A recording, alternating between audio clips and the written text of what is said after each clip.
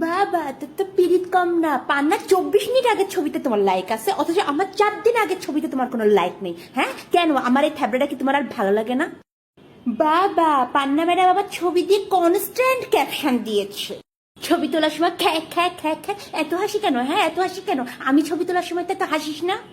লটর পটর কত দেখবো, আর আমে দুধে মিশে যাবে এক্ষুনি।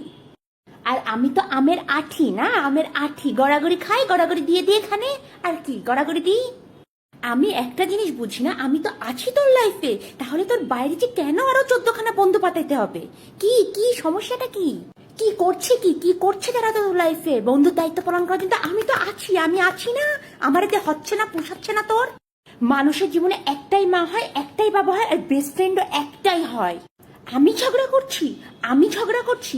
2 দিনের এই বন্ধুত্বের জন্য তুই আমারে আমারে ঝগড়াটা বলে দিলি? বাহ রে বাহ, বাহ বাহ, এই তোর বন্ধুত্বের দাম, এই তোর বন্ধুত্ব। কার এটা? পান্নার মানে? ও তোর বাড়িতেও আসে? আমি ছাড়া তোর অন্য বন্ধুরাও তোর বাড়িতে আসে? আন্টির সাথে কথা বলতে হবে।